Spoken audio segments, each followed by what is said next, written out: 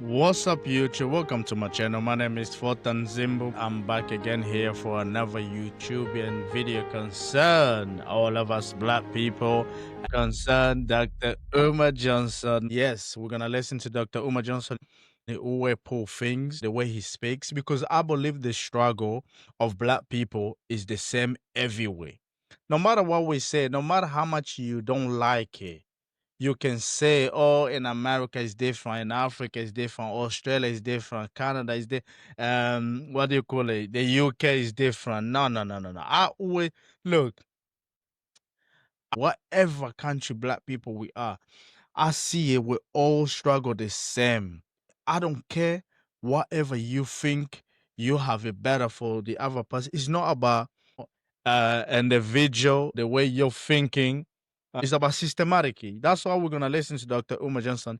Let's see what he's gonna say. Because when I study the political and the economic and the social and the psychological predicament of Africans here in Europe and particularly in the UK, your reality isn't much different than the African American reality, which is interesting because as I travel the world and I go all over, people always ask me, how different is it in other places?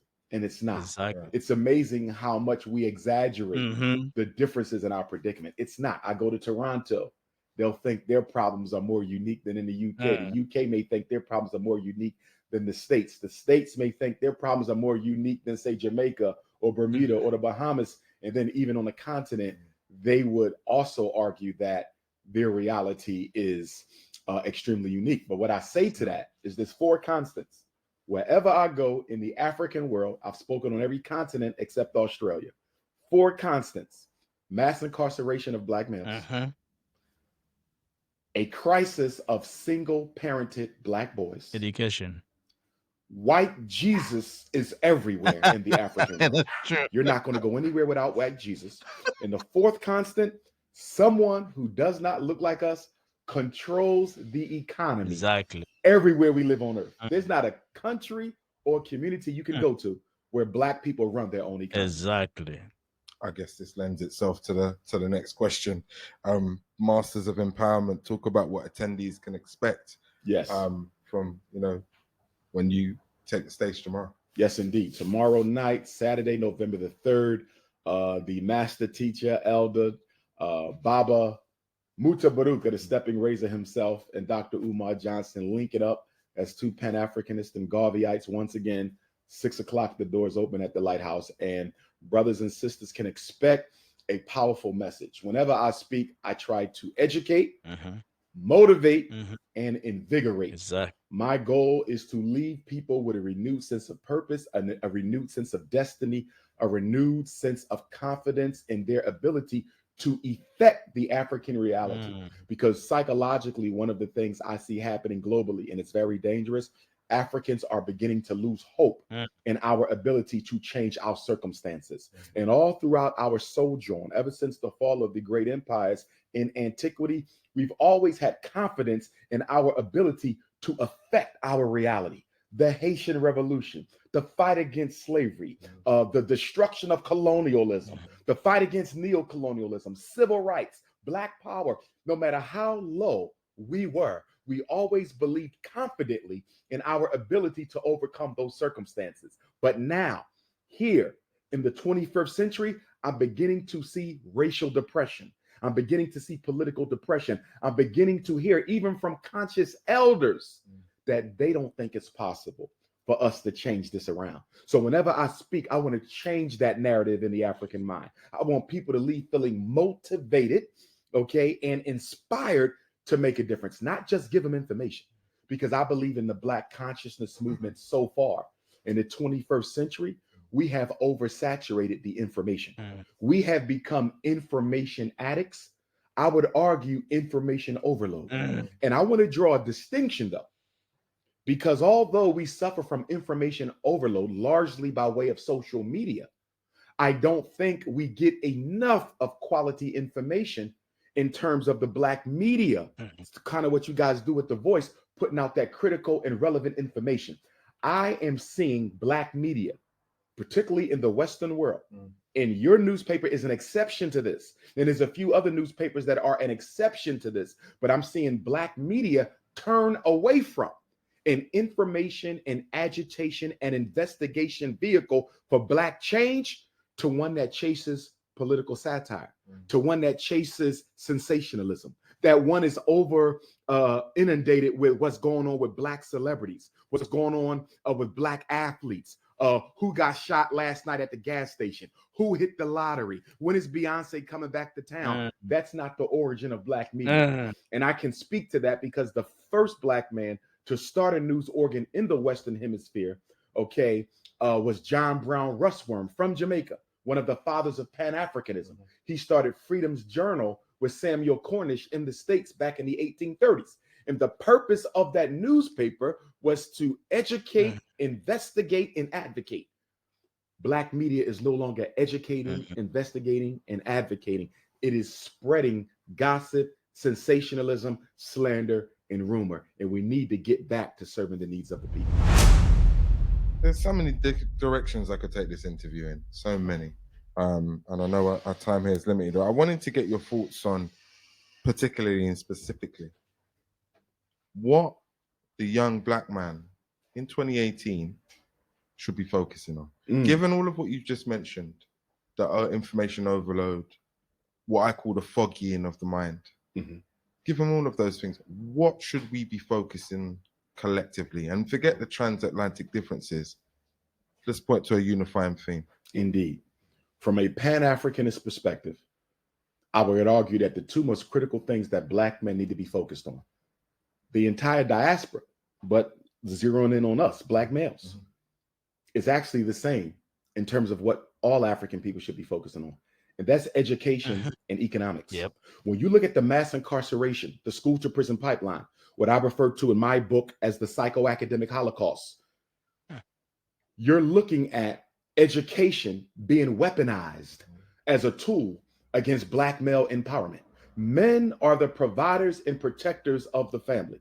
We can protect, but we struggle when it comes to providing because we're not getting the solid academic foundation that allows us to participate fully, in different spheres of economic activity. So you don't see us in real estate the way we should be. You don't see us in the stock market the way that we should be. You don't see us as owners of property, controllers of capital, the way that our women and children need us to be. And that's because from birth, the Black male child is systematically miseducated. It is on purpose. It happens in the UK, it happens in the US, it happens in Canada, and it happens in South Africa. In fact, the United Kingdom, the United States, and the Republic of South Africa share something in common.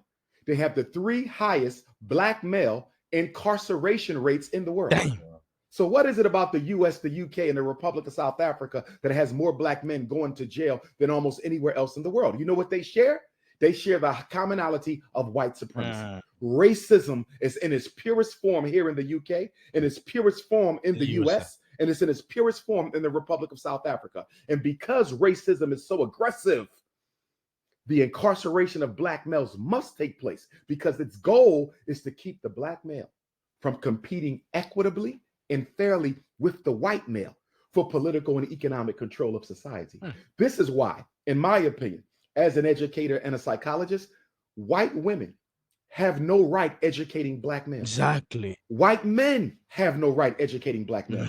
It is a natural conflict of interest for a member of my oppressor's community to be responsible for the liberation of the oppressed community. What white woman is going to prepare a Black boy in London to be equitably prepared politically, economically, and socially to challenge her own son for control of this society 20 years from now? No white woman is going to put a Black boy in that position, which is why she should never be allowed to educate. So that education is key. And then the economics. They're destroying us through the economics. Lack of access to capital.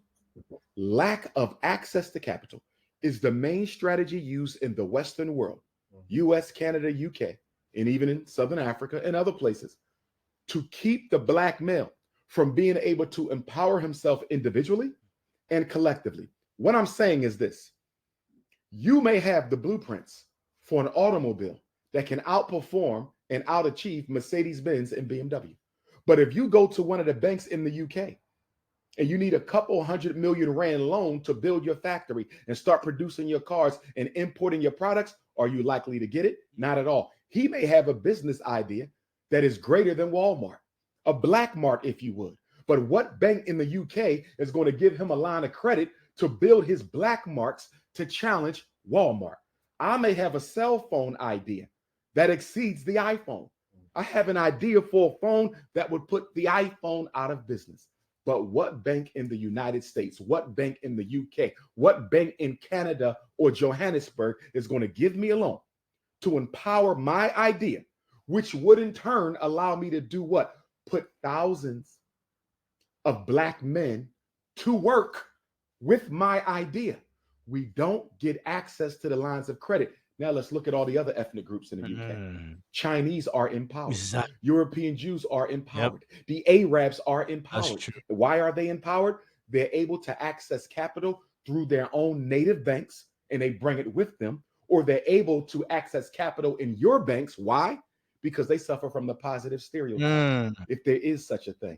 And the positive stereotype says the Chinese are hardworking. The positive stereotype says the European Jew is very industrious with his dollar. The positive stereotype says the Arab has a history of economic success. And the negative stereotype, which affects us, says Black people do not have the intelligence to handle large amounts of money responsibly.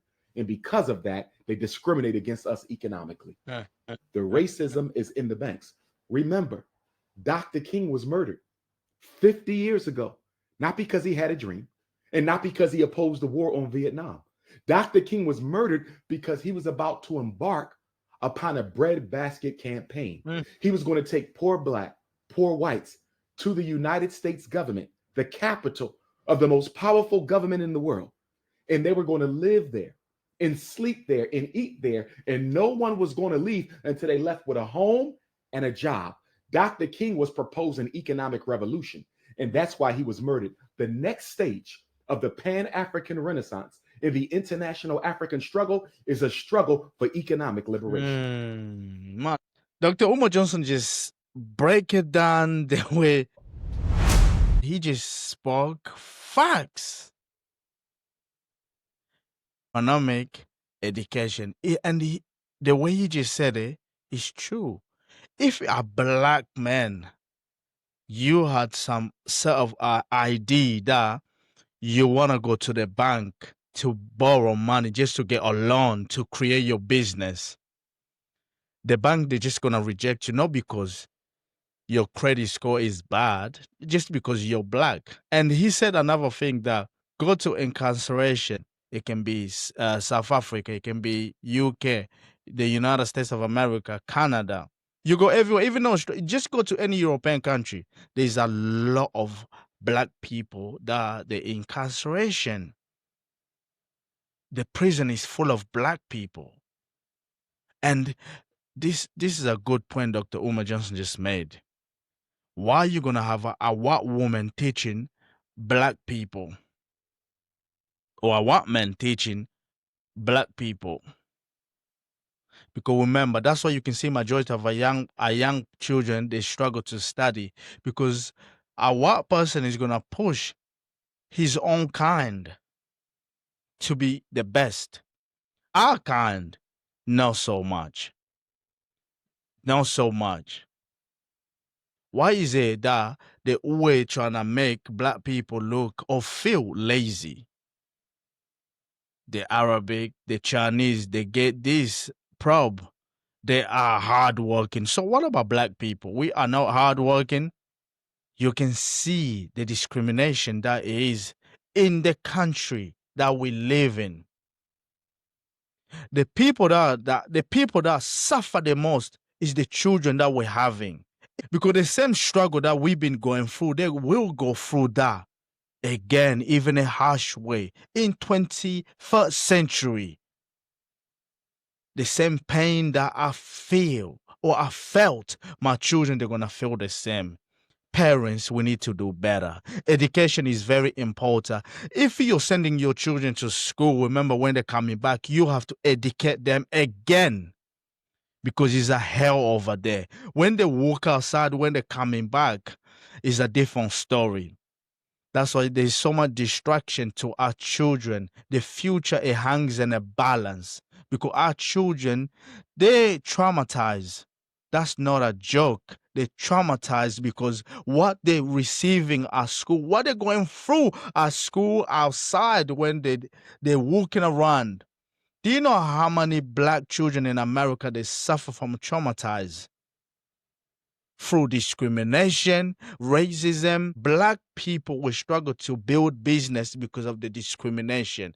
Black people will struggle discrimination. If you have your ID, you want to take it to the bank, that ID is going to die.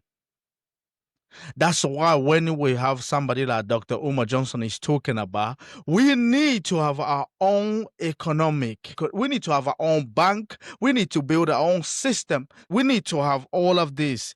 It helps when you're independent. We, black people everywhere we are, if you think because you live in the United States of America or the UK or Australia, or you live in Africa, things are different, you're kidding yourself. There's no different. We're all struggling the same, because we don't hold one thing. Economic is not hold by us. So I would love you to do one thing for me: like, subscribe, and share, because information, to learn, to adapt, to get knowledge, to understand, is a key point for us black people, especially for our children. Not music, not dancing, not singing, or going to church and praying because you think Jesus Christ is going to come back and give you something. That is definitely not happening. So I will catch you guys to the next video. Peace. I'm gonna go. Pew!